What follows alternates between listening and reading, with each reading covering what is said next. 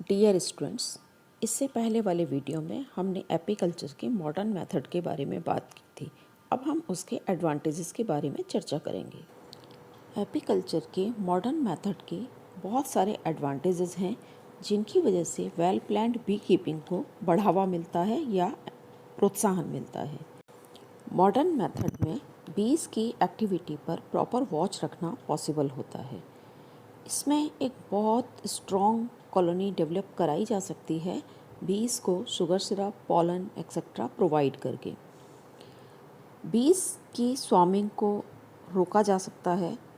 उसके अतिरिक्त यहाँ एक ही हाइव को बार बार यूज़ किया जाता है, इसलिए वर्कर्स को केवल हनी कलेक्शन का मेन वर्क रह जाता है। उनको हाइव के फॉर्मेशन में अपनी एनर्जी और टाइम वेस्ट नहीं करना पड़ता।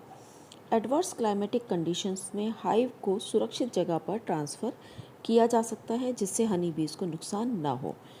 इसमें कॉम्ब को एनिमीज से भी प्रोटेक्ट किया जा सकता है। और सबसे बड़ी बात, यहाँ हनी जो इकट्ठा होता है वो प्योर होता है और लार्ज क्वांटिटी में होता है।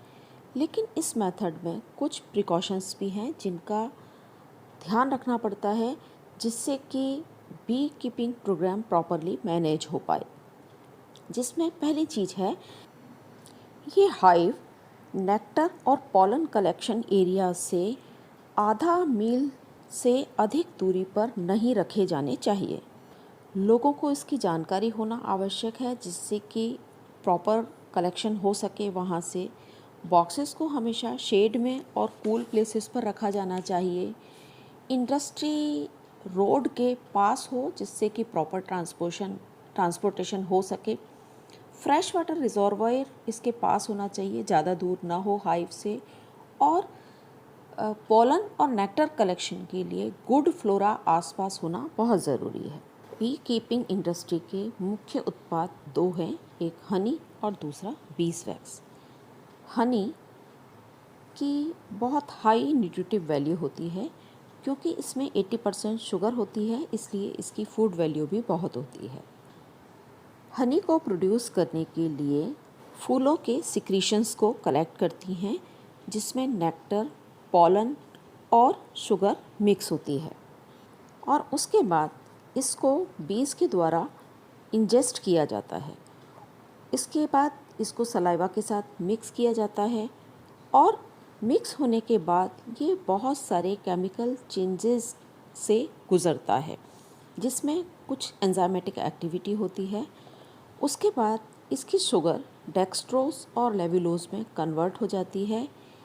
इसी समय कुछ बीज के इंग्रेडिएंट्स भी इस मिक्सचर में ऐड कर दिए जाते हैं। वाटर कंटेंट रिड्यूस कर दिया जाता है और इस पूरे मिक्सचर को हनी सैक में कलेक्ट कर लिया जाता है। उसके बाद जब हनी बी हाइव में पहुंचती है, ये मिक्सचर सेल में रीगर्गिटेट कर दिया जाता है, यानी निकाल कर वहाँ पर स्टोर कर दिया जाता है। अब इसमें हनी को कंसंट्रेट किया जाता है जिसके लिए वर्कर के विंग्स में बहुत रैपिड मूवमेंट होते हैं जिसको फैनिंग कहते हैं। उससे एयर करंट प्रोड्यूस किया जाता है और शुगर का ये सिरप कंसंट्रेट हो जाता है। हनी टेस्ट में बहुत मीठा होता है लेकिन इसका कलर और स्मेल डिफरेंट फ्लावर्स से कलेक्टेड जूस के अकॉर्डिंग वेरी करता है।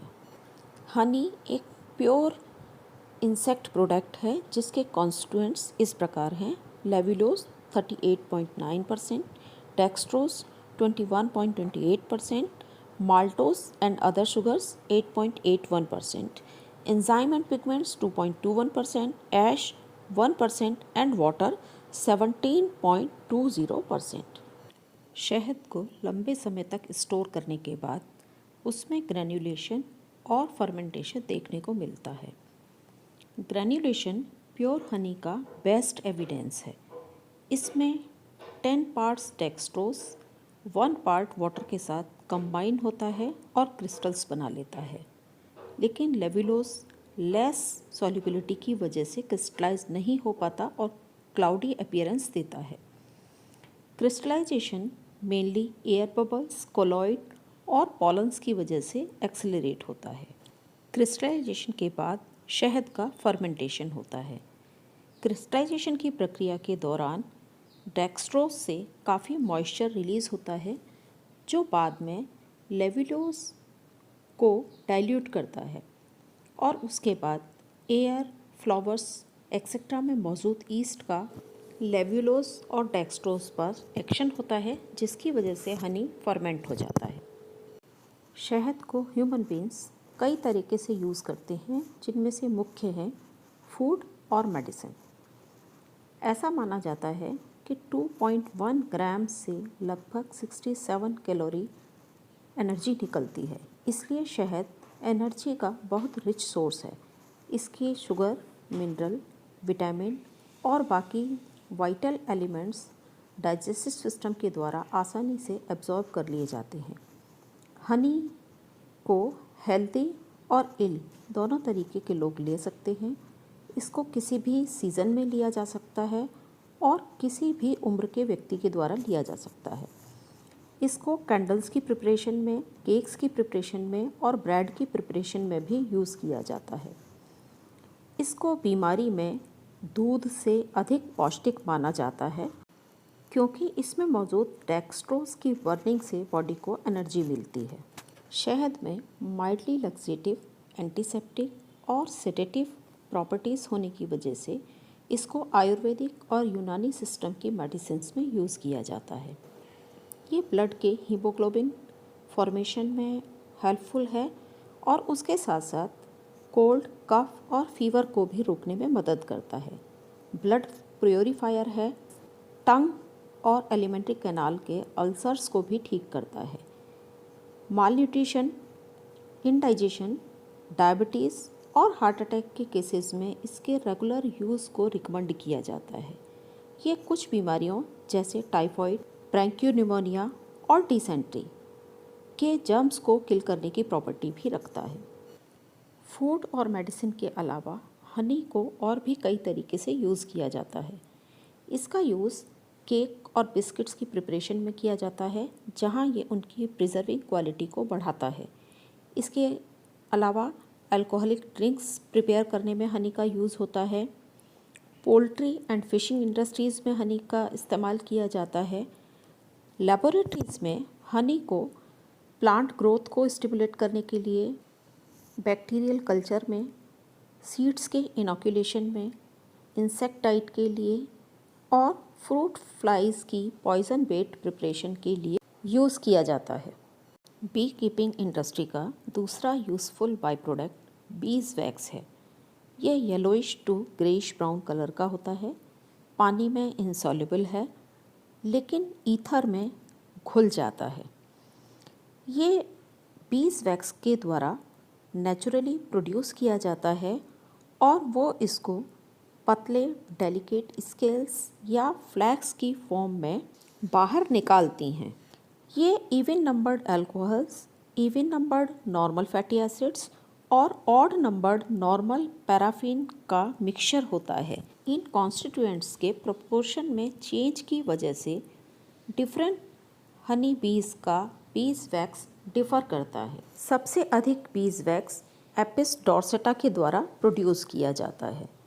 बीज वैक्स को कॉस्मेटिक की मैन्युफैक्चरिंग में, कैथोलिक चर्चेस के लिए कैंडल्स मैन्युफैक्चरिंग में, face cream, paint, ointments, insulators, plastic works, polishes, carbon paper और कई अदर लुब्रिकेंट्स बनाने में किया जाता है। लेबोरेटरी में इसका यूज़ माइक्रोटोमी में किया जाता है जहां इसको पैराफिन वैक्स के साथ मिलाकर टिश्यूज़ के ब्लॉक्स बनाए जाते हैं। हनी बीज के एनिमी हनी बी कॉलोनी को डिफरेंट वेज में नुकसान पहुंचाते हैं। इनमें से कुछ कॉमन हनी या हनी बीज कॉम्ब के एनिमीज इस प्रकार हैं: the wax moth, Galleria, mellonella and Achroia grisella. Wasp है Vespa species and Palarus species. Black ants Camponotus compressus और बी ईटर मेरोप्स ओरिएंटेलिस और किंग क्रो। इसके अलावा सबसे वास्ट एनिमी मैन है। 1958 में पंजाब और कश्मीर में नोसेमा के केसेस भी रिपोर्ट हुए थे। उसके अलावा पैरासाइट माइट एक्रेपिस वुडी रेनी भी एक्राइन डिजीज़ कॉज करता है और ये अडल्ट हनी बीज को नुकसान पहुंचाता है। यूएसए, कनाडा और ऑस्ट्रेलिया में बी कीपिंग इंडस्ट्री बहुत अच्छी पोजीशन में है।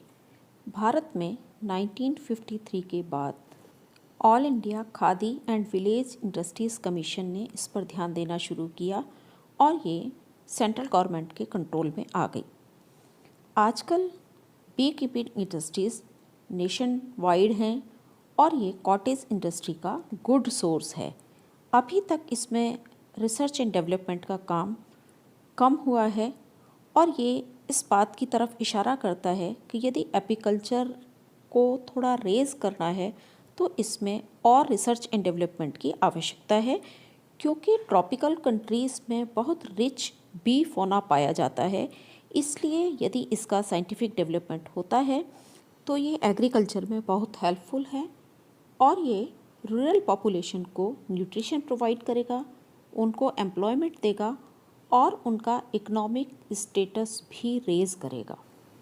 लंदन में 1976 में एक international conference apiculture in tropical climate विषय पर वर्ल्ड क्रॉप और international bee research association IBRA के द्वारा ऑर्गेनाइज की गई थी। इस कॉन्फ्रेंस में ये रिकमेंड किया गया कि एपीकल्चर में रिसर्च और डेवलपमेंट को प्रायोरिटी बेसिस पर रखा जाना चाहिए। Second international conference apiculture in tropical climates विषय पर ऑर्गेनाइज की गई न्यू दिल्ली में 1980 में, जिसके organizers Indian Council of Agricultural Research, Khadi and Village Industries Commission, Department of Science and Technology और इंडियन नेशनल साइंस एकेडमी थे। इस कॉन्फ्रेंस में भी इंटरनेशनल और नेशनल एक्सपर्ट्स ने ये रियलाइज़ किया कि एपीकल्चर में फर्दर रिसर्च और डेवलपमेंट की ज़रूरत है, जिससे कि इसके इंडस्ट्रियल स्टेटस को इम्प्रूव किया जा सके।